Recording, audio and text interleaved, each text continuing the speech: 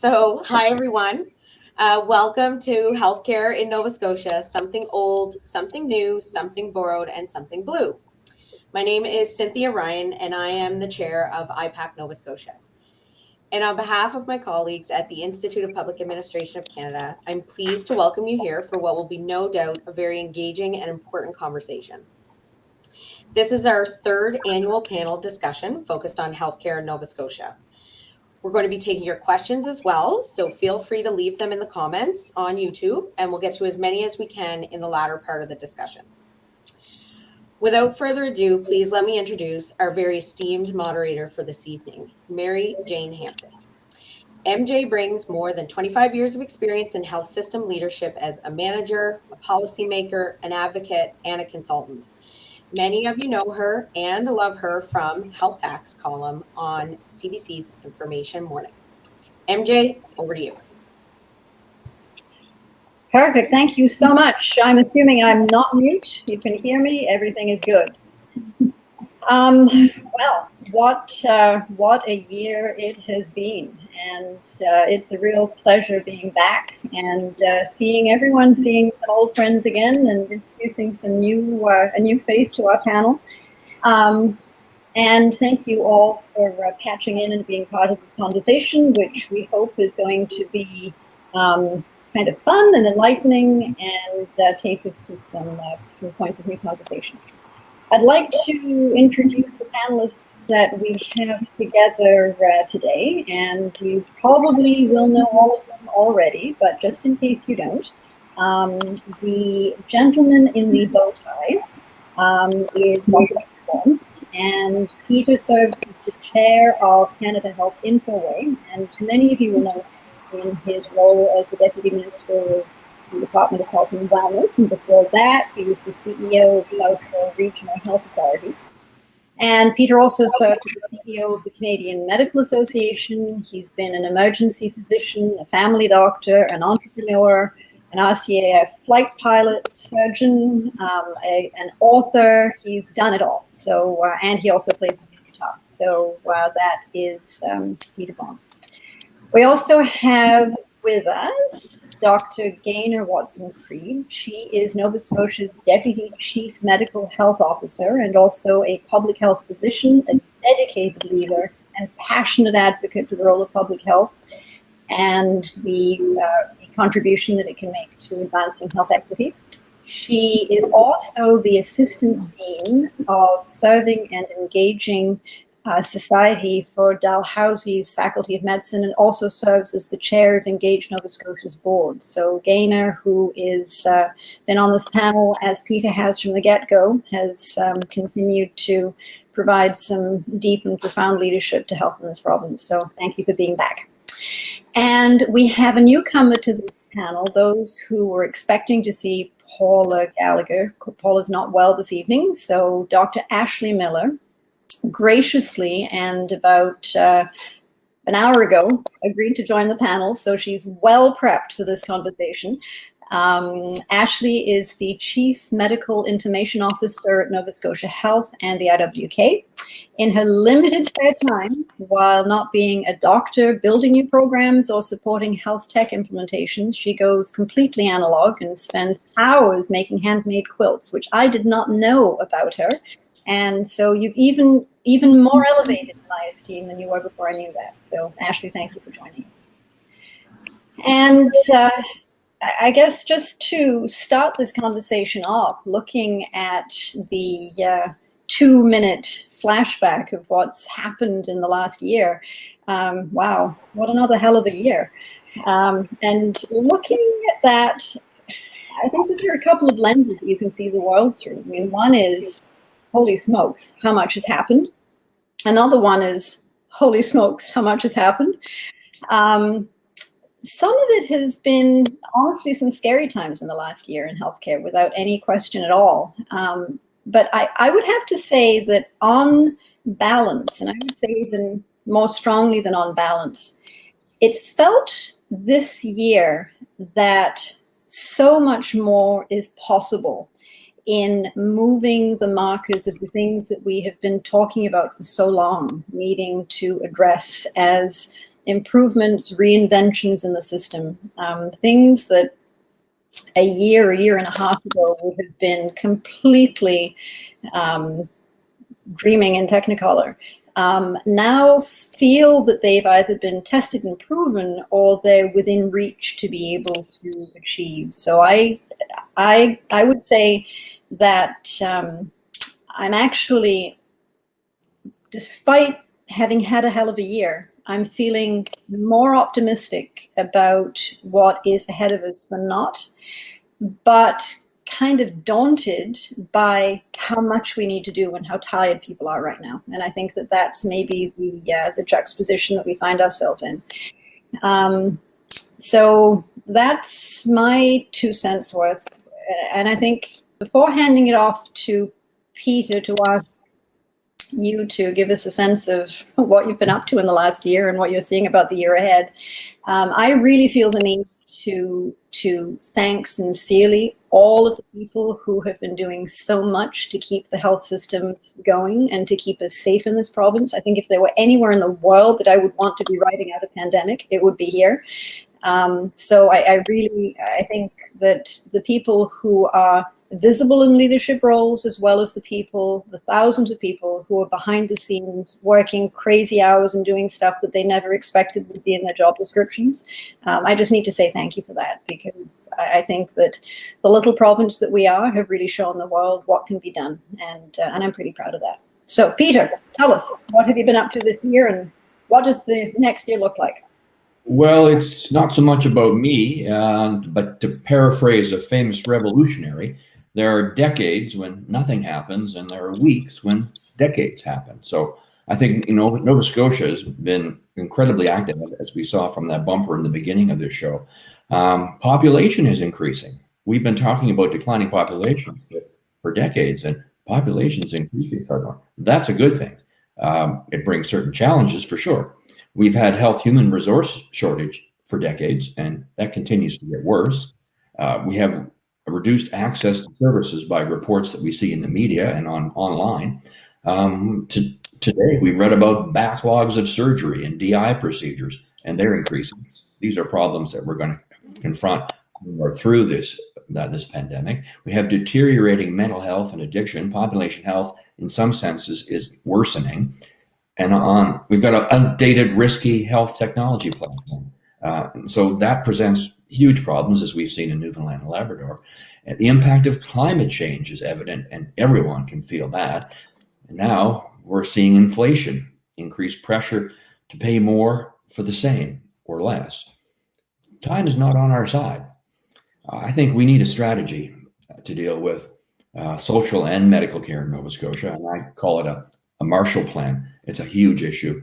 We need the visionary leadership that we've never needed before to modernize, to think differently, to educate a digital workforce, which means to work differently. We've seen this, and we need to build differently, a different infrastructure. This is not a small assignment, MJ. This is a big assignment. For it? Absolutely. I think these are incredibly exciting times, but we can't expect to go back to doing what we did before. And I think that's a lesson that the world is really learning. So Dana, from your vantage point, what have you seen? I mean, you've been at the front lines of a lot of this, and you've also taken on a new role last year. So what, give us the take of the world through your lens. Yeah, so thanks for that, and thanks for the introduction, Peter. Interesting comment. So I'm no longer the Deputy Chief Medical Officer of Health for Nova Scotia. I stepped down in April in order to take on full-time duties at Dalhousie in this. I was just seeing if you were paying attention when I was introducing you. Yeah. Of course, if I had updated myself, I would have known that. Okay. It's okay. It's not that I don't miss it, MJ, for sure. And so as I sort of look back at that and, sort of what ran as sort of the intro, all of those headlines, and then Peter's comments, I think it points to a few things. First of all, I would be remiss, I think, if I didn't point it out that in addition to all the challenges that are present with us right now that Peter has mentioned, there is a new challenge, which is around equity, diversity, and inclusion. And it's not that new. It's in fact quite old, but the call to action around it has never been more acute. And so all of these things point to me, Peter mentioned climate change and the different types of crises that are occurring in our healthcare system, the different kinds of crises that are occurring in life in general. All of this points to me to complexity being the new order of the day for everything we do in this province and beyond. And so I look, for example, at how our healthcare crises are currently defined. And, there's a current government focus, for example, on physician shortages, which I think is appropriate. But if we're going to look at it through a complexity lens, that we have to be aware that not only is that not the only problem, it may actually not be the most important problem. And the route to fixing it may not actually be direct, and it may have more than one solution that's necessary in order for it to be executed appropriately. And so when you think about even that one question as a complex question, you start to see that in order to get into it, it's going to require leadership, to Peter's point, like we've never seen before. And I think leadership qualities around being able to hold and navigate complexity like we've never seen before. And so I do think that's an opportunity. As you were mentioning, MJ, there is possibility in that. I also wonder where we're going to get the leaders who are ready to take on complex system challenges like that. Well, without undue pressure to Ashley, because in my world, I would actually say that she's one of those leaders, because the task that she's taken on within our health system is certainly not lacking in complexity, but nor is her ability to look at the world through that lens. So, Ashley, maybe fill us in on kind of what you're up to, but also how you have seen the shift over the last year, and even more importantly, where are the opportunities for what we hopefully will be talking about in December of 2020. Sure. I mean, I think we're just at this extraordinary time of juxtaposition between all of the immense challenges that Gaynor and Peter have outlined. This pandemic has really unearthed the cracks in our system, particularly as it pertains to systemic injustice propagated by the healthcare system. People have been left behind as we've scrambled to, implement changes and programs quickly. And we're just now having the capacity to debrief from who we left behind in those processes and how we can build systems that are more resilient to serving the needs of all Nova Scotians. But at the same time, we're also at this point of reflection where we've had 2 years of extraordinary innovation and, ingenuity. I just yesterday had my 3rd dose of the vaccine. And to think that in such a short period of time, not only was that invented and innovated, but the implications for public health beyond COVID are just extraordinary. I look so forward to my career, an mRNA vaccine for HIV, for hopefully Lyme disease, RSV, very up to this point, difficult to manage public health challenges. So I think we're at this intersection between recognizing that the challenges are immense. As Gaynor said, we're all very tired. I work shoulder to shoulder with a healthcare workforce that is tremendously burnt out, has given everything, has been running a marathon and with no end in sight. We have wait lists. There is a tremendous backlog. We anticipate late presentation diagnoses coming down the pipeline. But at the same time, we've kind of proven that we can do things differently, which is in and of itself such a refreshing idea, because I think many of us have grown accustomed to the idea that there's a certain way you can and cannot do things. And to Gaynor's point, in a complex adaptive system, we've got to be creative and be willing to adapt. So I think the virtual care space, which is where I've been working over the last year, is such a phenomenal example of that. I never imagined 2 years ago that what we have today would have been possible for multiple reasons, policy, culture, technical literacy. There's just been so many barriers to implementation, and yet we've gotten to a stage where we're maintaining very high proportions of high quality healthcare happening in virtual spaces. So I'm equally concerned and optimistic. And I think some of the solutions to those complex challenges really do look to expertise that have been learned outside of the healthcare context. And I think we're just starting to scratch the surface. And, I think EDI is a good example of that. We have lots of other contexts in which these challenges have been faced, and we need to learn from those experiences. So I hope we can look outside of ourselves as well. I think in addition to health leadership, we really need to start spreading our wings a little bit to learn from other public sector experiences. Yeah, that's a really interesting point, because I think we've all said for a long time that the health system is in catch-up mode in so many dimensions of its structure and organization, and even its culture, that needs to be part of that reinvention. And the expectations that we have of health system performance in the digital space is a lot different than it is in any other aspect of real life.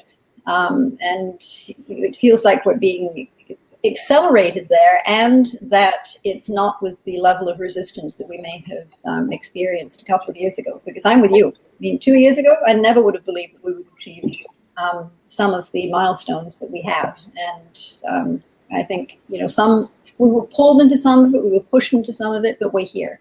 And now we need to figure out how to continue that leapfrogging in a way that's good for patient care. And you talked about that notion of complexity, and I think if there's any word that would probably capture last year, this coming year, and probably the next decade, that's going to be it. So unpack that for us a bit, because that word is deceptively simple. What is it then in that complexity space that we need to begin to understand as health leaders? And what do we need to be building as new capacity for leadership in complex, adaptive environments? Yeah, it's a really good question, MJ. And I think, sorry, my husband is trying to reach me because, it's supper time. So I'm just going to mute that and carry on. I think it's a really good question. The challenge I think that we're going to have is that if we're going to engage with complexity in any of this space, it's going to require us to acknowledge that anytime we look at what we believe is the problem, we have to at least be willing to entertain the idea that we might not actually be looking at the right problem. And I think for health system leadership, that's actually a critical skill that needs to be developed, and not something that we're used to doing. A lot of us are sort of trained around, kind of rapid implementation of solutions, but that assumes that you've got the diagnosis right. And if we're dealing with a complex adaptive system, my concern would be that what looks like the diagnosis is actually a little bit of a red herring. It's a false lead. And so not only do we need to be prepared to look at the fact that there may be alternate diagnoses to, for example, what's ailing the healthcare system, but also that there may be more than one diagnosis at play. And so we see this all the time, for example, in our, what we call our complex patients, with those who have, multiple medical comorbidities, for example. The same is true for our system. And so our capacity to navigate that, I think, is going to be tested seriously over the next 5 years. So, Peter, the vision of the landscape that you bring to us touches many organizations, many countries.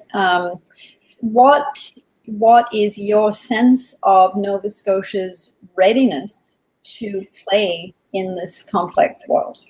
A great question. I think there's really two answers to that question. One is, I think, healthcare providers, people who, citizens have been ready for change for a long time, and successive governments have really not wanted to make the kinds of changes that are fundamentally necessary to address the complexity that Gaynor just talked about. So I think people are ready. I think certainly, healthcare providers have been ready for over a decade, and I think citizens are ready. I think governments are, when they get in power, tend to be reluctant to put something out there that, like a strategy, that can be criticized. And it's always easy to criticize, but to be held accountable for the implementation of something, they're extremely reluctant to put something out. So we tend to see this sort of death by 1,000 cuts that we've seen over the past number of decades in Nova Scotia, where there isn't really a plan that the people can see and say, I get it, I know where I'm going. And I think that's what citizens and healthcare workers and healthcare providers really desperately want to see. There's a risk for government in doing that, but as I said, we're not going to get somewhere if we don't get the plan on the table and have people engaged in that. You know, we're going to be a year into a new government, in the near this coming year, and you know, you start to get to the point where they've only got 4 years before the next election, and then, you know, somebody else, or they will get reelected or not, who knows? But they don't have a lot of time, I guess, is my point. Yeah, and you know, accepting the reality that there is a risk in having something out there that can be criticized, I think there's a bigger risk in not having a plan at all, because then we don't know where we're going. I mean, we're always somewhere. We can always celebrate the fact that we made it to where we are, but we shouldn't be at the point of needing to be asking, where are we and where are we going? Because that seems dangerous in a complex world where there are lots of risks along the way that we go down, not just a distracting rabbit hole, but a dangerous one. And I guess the other backdrop behind this is it feels as though there are still some parts of the system, while having accelerated in their innovation and change, are on very wobbly footing. I mean, there are some pieces of the system that feel like they're built on a house of cards. And the digital space is high among them. I mean, I think we all look to see what happened in Newfoundland with the big hack and say, just by the grace of God, go us. How vulnerable are we on that front? And I don't know, Ashley, that might be a question for you, and Peter, probably a different lens for you as well. Yeah, I mean, I think to think that we're not vulnerable would be extraordinarily naive. I think we're all equally vulnerable. And I think Nova Scotia in particular, we have very similar technology challenges in terms of functioning on very outdated systems and having predominantly paper-based systems. So, I think to Gaynor's point, what we really need is complex systems that allow for democratization of solution formation. And one of the challenges we have in Nova Scotia is that there's actually very limited public access to data. So we really need to rely on the ingenuity of Nova Scotians as a whole to get us out of some of these really complex challenges. But we've been pretty protective of our leadership within the healthcare space for a multitude of reasons. But one in Nova Scotia is that we just really don't have much data to be able to share publicly. We are a predominantly paper-based system. Even as a leader within the healthcare system, sometimes it's extraordinarily difficult to gain access to robust data to even evaluate my own clinical practice or the practice in my clinical areas. So I think what we need to do as a foundational principle is invest in capacity around data generation, and we have to be willing to share that data. So as we're transitioning to digitized systems, which I'm very hopeful will be a major focus of this government with introduction of clinical information systems, I think we also have to, at the same time, be really bold in our willingness to share that data publicly and to empower Nova Scotians outside of the healthcare system to start to propose solutions to complex issues that we just wouldn't have dreamed of as healthcare providers who are very fixed in our environment with our generalized approach of how we do things as clinicians. So for me, data capacity and radical transparency in sharing data is one necessary enabler of addressing complex system issues. So we've been talking about that for 20 years, right? And that's the reality of it. And I think there was a good report that has come out from that working group nationally, the Civics working group. It said the same thing what other groups have been saying for 20 years. These are not technical issues, what we're struggling with. These are policy issues, and the policy issues have to be dealt with through the political system.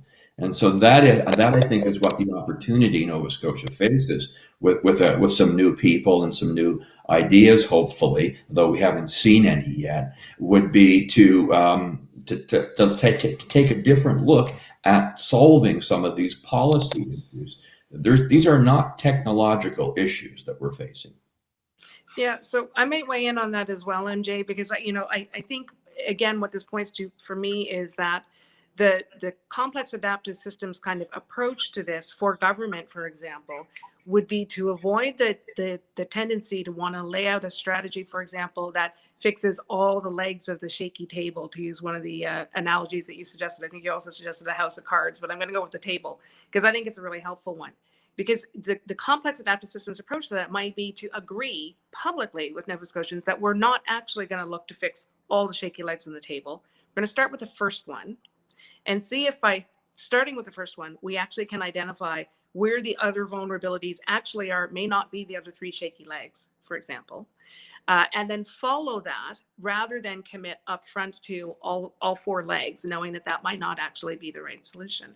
And so when you look outside of Nova Scotia, for example, to jurisdictions like New Zealand, this is what you see. I think Jacinda Ardern's leadership as an example is a really good sort of expose of complexity at work, because this is what she's broadcasting to the people of New Zealand, right? Is that we're not necessarily going to whole thing at once. We're going to start with one anchor strategy and commit to doing the hard work of following that strategy where it takes us, good or bad, and then course correcting in the right direction depending on what we see. That's hard to do, to Peter's point, in a 4-year mandate where if you go in believing that part of what you need to do is lay out the whole 4 years and sort of the complete package of strategy at the beginning with an expectation that it's necessarily the right strategy and therefore destined to succeed. So I would point to that as part of the opportunity and the risk that's inherent in how we take on any of these challenges, using digital health as an example going forward. So I would completely agree with Gaynor's point, and I would use an example that John F. Kennedy made when he was president, and he put the bold goal of we're going to go to the moon in 10 years. He didn't lay out a plan that had all the details and steps of how we're going to get there, but it was a bold plan that was implemented over time and actually achieved. So I think, I completely agree. This is a complex world we've seen. We all know that, anyone who's tried to make change in healthcare. It is incredibly complex. But I think if we don't have a vision of where we want to go, any road will get you there. And the enemy is ad hocery. I completely agree. And I don't know if Kennedy equally committed to bringing the astronauts home safely, but that also should be part of the vision. I think that the anxiety that I think patients in the health system are expressing now or feeling now is that they have become fearful, not only that there's no plan, but that when they need healthcare, it won't be there for them. And it used to be that, they were afraid that it was going to be a 12-hour wait in an emergency department, or they were afraid that they were going to lose their family doctor. And now they're afraid the ambulance isn't going to turn up. So it's a pretty primal fear that people are feeling at a very basic level. And it's not fear of lacking luxuries in healthcare. It's basic. And I think even the public's attitude toward the state of the health system has shifted profoundly. On the one hand, I think people feel very safe in the province being protected from a pandemic. On the other hand, I think they feel very vulnerable that if they become ill, services aren't going to be there when they need them. And the segue to this is that Kevin McNamara, who is on the other side of the screen somewhere. So Kevin, thanks for joining us.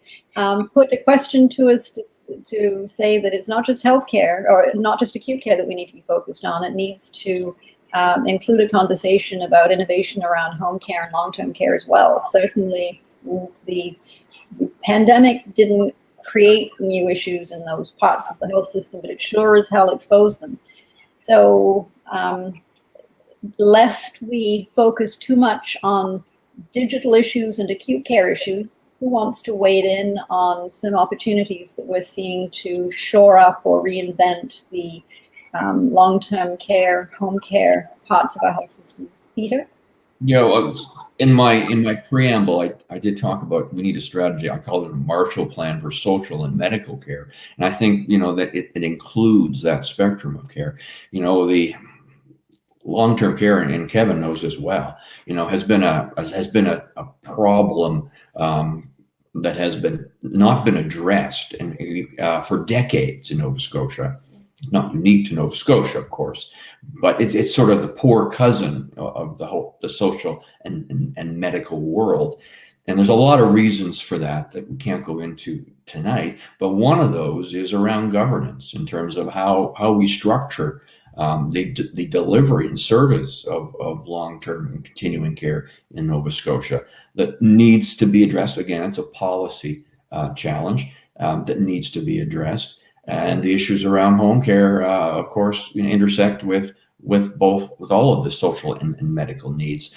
Again, this is what are we going to do? We need a leadership, I think, to stand up and say, this is where we're going. We're all going to work to get there. And there's a lot of moving parts and it'll change as we go along. But we need to see something.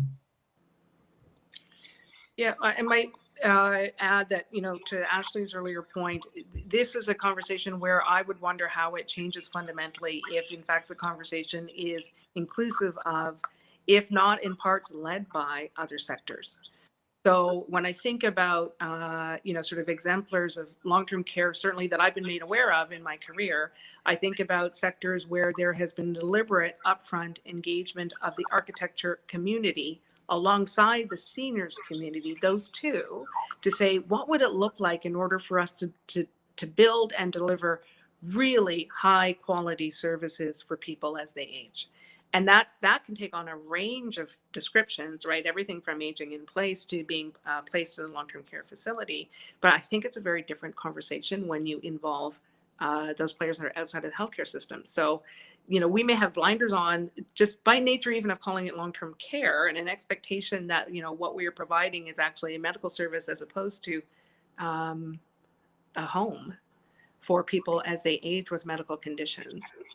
And so there's some reframing that could take us in a different direction. But again, to Peter's point, we would have to have the political will and courage to go there. Yeah, and I think, the pandemic gave us such a tangible reality check in terms of the interconnectedness between acute care and long-term care and home care sectors. I'm an acute internal medicine doctor. A huge proportion of our capacity in hospital right now is consumed by patients who would be better served in social systems. Their needs aren't really medical, but the hospital is a safety net for a lack of resource. But we've swung the pendulum both ways throughout the pandemic. So early in the pandemic, we were so concerned about acute care capacity that we pushed people out of hospital into long-term care facilities that weren't necessarily prepared. And then we saw a manifestation of pandemic outbreak within long-term care facilities because we hadn't necessarily anticipated that effect of overcrowding or, lack of resiliency in terms of having some empty beds to flex when people were ill and have the capacity to quarantine. So we swung from that pendulum to the other side of feeling obviously very, deeply committed to the idea of protecting our most vulnerable residents of long-term care, but that having a profound impact. We've been Surge 5 in the emergency department here for weeks on end. It's never been like this. And that has profound impacts on staffing, morale, the quality of care. People who are sitting on a stretcher for 72 hours are experiencing, to your point, ambulance offloads and people losing confidence. So there is this profoundly deep interconnectedness. And right now we're seeing, for example, VON shortages for community-based support because we're pulling nursing staff into hospital to offset staffing shortages. But ironically, people can't leave the hospital if they don't have access to community supports.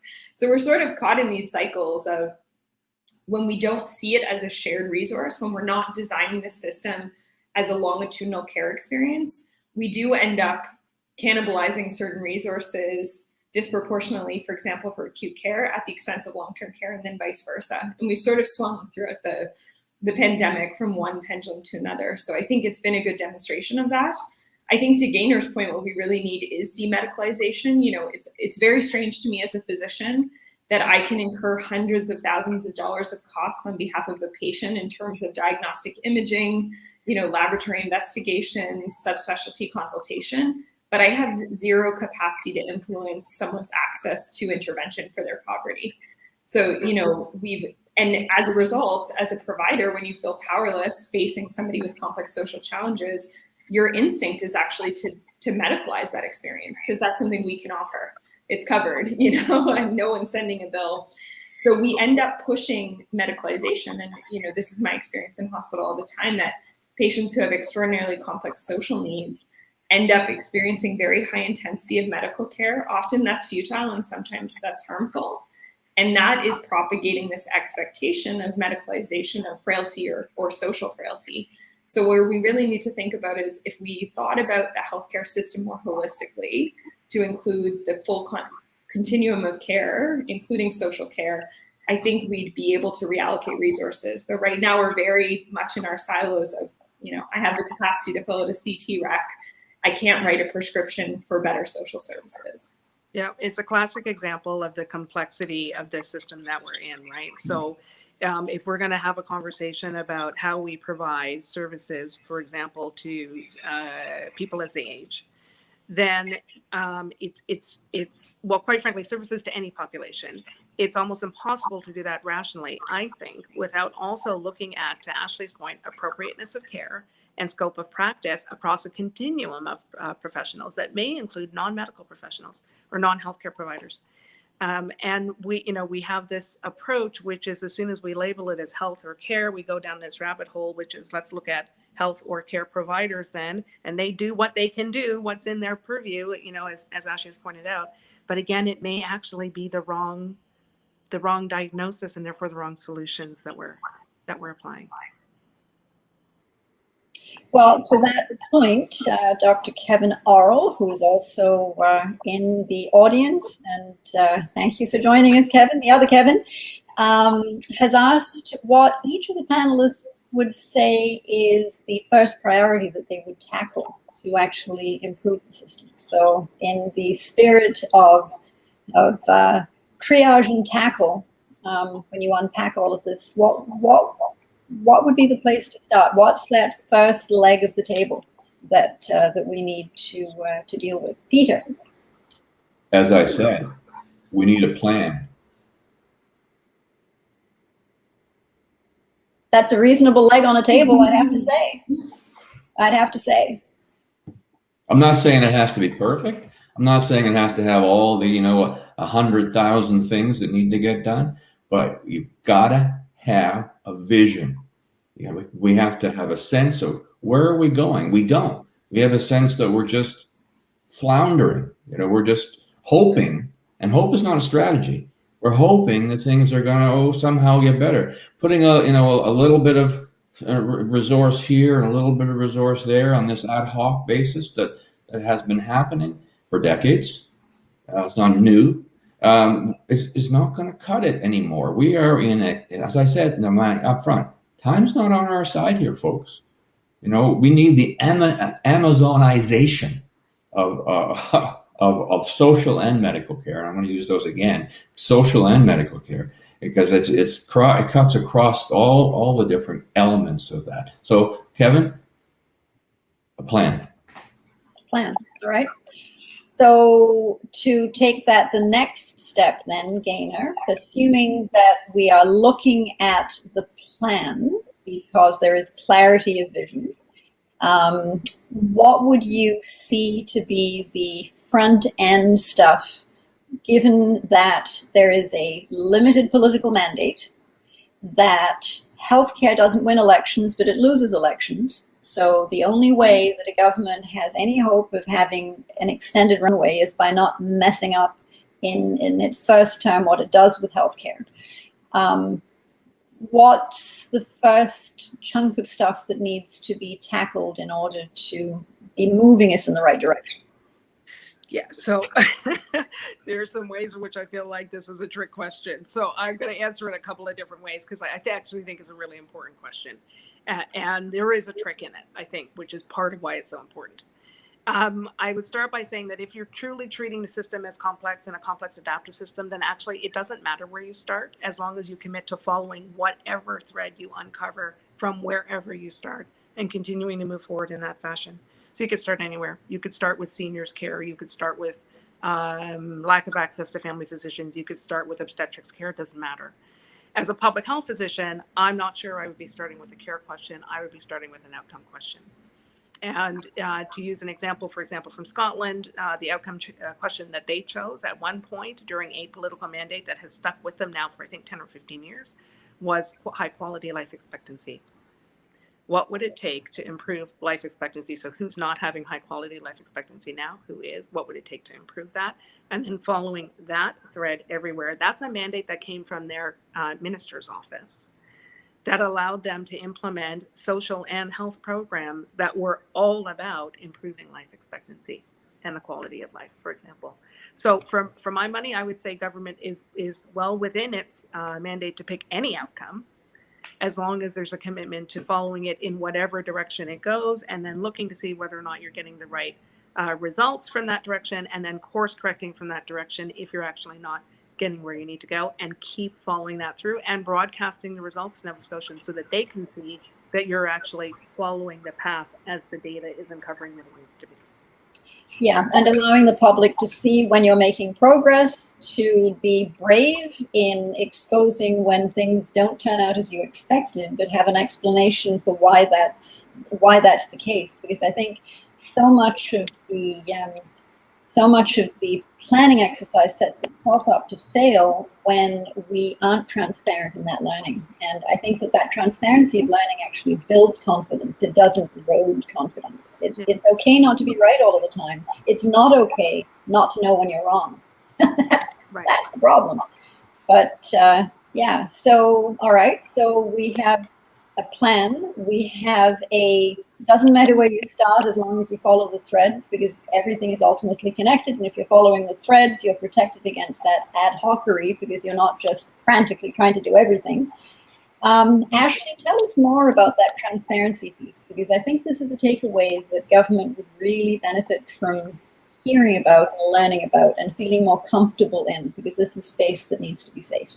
Yeah, I mean, to start, we just have to be honest that we have really bad data right now. You know, we have paper-based systems in the healthcare system, so there's very little ability to measure or hold the system accountable to outcomes in the absence of digitization. So I think we need to invest really fundamentally in clinical information systems that are integrated and that provide us with that kind of foundational data so that we can, to Gainer's point, we can chase things down. Because, you know, right now, for me to understand even very basic health outcomes in my clinical environment, I actually have to do a manual chart check that might take me months, you know, so that's not feasible, that's not reasonable, and it is disincentivizing our culture of continuous quality improvement. So I think first we have to really invest in those tools related to data generation, and that means integrated clinical information systems, and ideally, a vision, which I think Natasha Clark at Nova Scotia Digital Services has just articulated so beautifully, which is that we really have to think about a citizen portal for data generation. So it's not just healthcare data, but it's social data. It's really leveraging the benefit of all of the interactions that we have with the public sector to actually teach us what's working well. And you know, there's international exemplars like Denmark that have shown us how to do this. So we just need to really implement those kinds of data generation solutions. But then I think we have to be willing to actually share those results. You know, I think there is a fragility in the medical community around admission of where we're not necessarily doing well, because it's difficult when you're a healthcare provider who's worked an 80-hour week and, you know, experienced a lot of work-based trauma to admit that maybe there's things that we could be doing differently. So I think we have to be supportive of a conversation publicly around, you know, everyone's doing their best, but as a system, we're not necessarily achieving the best outcomes. So we have to be willing to publish where we're not necessarily doing as well as we could. And we have to be willing to open up ourselves to criticism so that we can learn from that. And to your point, you know, that's my experience with patients on a daily basis. People are not angry that I don't know or that I got something wrong. They're angry if I don't tell them. Patients just, people crave information. They crave honesty. So I think if we're more vulnerable in our willingness to admit where we're maybe not performing well, I don't think that would be politically negative. I think it would actually be quite refreshing. And I really appreciated the Premier's willingness to come and listen at the outset of his mandate to hear some of our experiences as healthcare providers of where we maybe aren't doing that well. So that would be my priority. And then, you know, the other thing I'd like to challenge, just while I have Dr. Orrell here, you know, I think we have to think about how we take advantage of the amazing citizenry of Nova Scotia. You know, to Gainer's point, we're very focused on healthcare professionals and scope of practice, But what people need on a very basic level is just human connection and sometimes very basic care that's really non-medicalized. But we're not leveraging that potential at all in our system right now. So is there a way that we can provide incentives for Nova Scotians to care for one another, to try to offload the healthcare system that right now is so strapped? You know, I think if I was a politician, that's an area I'd probably want to invest in. Is there an opportunity to actually empower Nova Scotians to care for each other when medical needs are not really the driving factor? So I would just add to that we've been saying that, Ashley, for 25 years. Seriously. I've published articles in 2008 saying exactly the same thing. And so it's not about, the ideas aren't out there, folks. This takes leadership and political will. And it really comes down to that. So that you have to start with that, and then you have to build, the complex adaptive plan that we all know. But we have a burning platform here, folks. This is, we used to talk about this is coming. Well, it's actually here now. It's like climate change. It's not just coming; it's actually here now. And the opportunity is to modernize like right away. This is the Amazonization of your business. It's not something we need to do. It's something we have to absolutely do to survive. And it's like, the education of the population. We need to move beyond just preparing people to do the jobs of the past. We need a digital health workforce and a digital workforce, because that's the world of today, not tomorrow. It's not coming. I'm not a futurist. It's actually here. And we need that infrastructure that you talked about, Ashley, that we've been talking about for 25 years to actually come to existence. Because you know what? Here we are. We've got all the data. It's not like we don't have data. It's just that we can't use it in our province. That's a policy issue. It's not a technology issue. But Peter, isn't the point though that particularly in healthcare, we are guilty of continuing to stretch the survivability of the status quo for as long as we can possibly afford to? And what's changed from 25 years ago is that there is now the necessity to do this. I mean, there is really, we're out of options. I mean, we've run out of paper. There is no more toner for the fax machine. So therein, I think, lies the opportunity. That's what's changed. That's what's changed.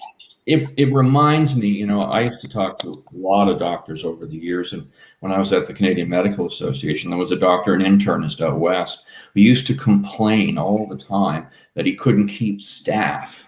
Sort of like, oh, that's a common problem. And why is it you can't keep staff? And the answer was because he couldn't get the ribbons for the typewriter. Ribbons for the typewriter. And the staff wouldn't use the typewriter because they're wanting to use modern equipment. So, in some ways, the healthcare system is still looking to purchase the ribbon for the typewriter. And we ain't going to find any ribbon for the typewriter, folks. The typewriter is gone and it ain't coming back. And the world has changed. And we've got to see that we've got to think and do things differently. And this is like climate change. We don't have time. Something that makes me extraordinarily optimistic is that now patients know that, I think pre-pandemic, most of my patients probably would have assumed that we had a clinical information system that was integrated. And then their little taste of, virtual care during the pandemic made them recognize how fragmented of a system we have. And, they also experienced really great innovation. Like my family doctor personally uses an EMR add-on product that allows me to secure message with her, an online book. And I felt that now as a consumer, I never want to go back. I wouldn't accept a lesser quality. So I think that's where we've changed a lot too, is that our patient population has gotten a taste of what it's like to be in a healthcare environment where there's actually a consumeristic experience element. And I don't think they're going to let us go backwards. So I feel optimistic about that, because I think as healthcare providers, we're always going to get dragged back in. There is this it's a difficulty when you've done something a certain way. It's difficult to change, obviously, and we all feel a lot of change inertia after a pretty difficult year and a half. But I think what's going to drive us is that the public will not accept going backwards in this regard. So I do feel like we have a new force behind us, which is that people have gotten a taste of what it's like to have a digitized health experience, and they're not going to be willing to accept anything less. I think too that we've got the opportunity, now being in this era of only complexity as being the future. And so, and this also legacy of being in some of these questions for 20 and 25 years and not feeling like we've made any practice. There is an opportunity for us to do the deep digging now. And this would be a big commitment from our institutional leaders, for example, around the but why, to Peter's point, until we find the inflection point that's actually, oh, so that's why we keep getting hung up on this. And some of those things are going to be ugly. So to the extent that, for example, but why leads us to a set of what I call nested policy barriers, which are those legacy barriers in legislation and in collective agreements and in, sort of other documents that prevent us from moving anything in a certain direction because the union will be angry or because physicians will be angry or whatever it is. I think if we could have the bold leadership that says, even if that's what we find, we have to at least commit to finding it and exposing it and being honest about it. And then involve the public in a conversation about, so what do we do about it to get around it? That could be a really beneficial conversation. And so if I was, looking for inspirational leadership around any of the complex systems that we have operating in healthcare today, I'd be looking for those types of qualities and characteristics. Well, I think it would be fair to say that on all of these fronts, the toothpaste is out of the tube, and that's a good thing. I see we do have a question from Linda Penny. I'm going to ask for a real quick rapid round because I know that we need to wrap up, but I don't want to lose it. Essentially, Linda's asking, I think, around issues of scopes of practice and the looking at Gaina's comment about the need for us to be extending the reach of providers. We've talked about citizens taking care of citizens, but what about the whole notion of getting the right service by the right provider in the right setting and collaborative clinics with multiple providers with expanded scopes of practice? Do we see more of that happening in the next year, do you think? Yes. Gainer response, I think, is that's good. I think Gainer's point about there are no simple policy challenges in healthcare, everything's complex, is actually true of our patient reality too. I rarely get the single system illness, just a pneumonia or just a hematologic problem, but the reality of our patient demographic now is complex. Yeah. People are having medical issues that really are manifestations of complex social and biologic determinants of health. So we can't fix that with a simple solution, which frankly was a doctor sitting in an office alone with, some tests and a prescription pad. So I think Linda's point is that as we recognize that complexity is the new reality in clinical care, we also have to evolve our systems of care to reflect that. So, as a physician, I'm pretty limited to actually address the complex medical needs of my patients in isolation. I really do need a social worker, a continuing care support person, a family provider, supporter.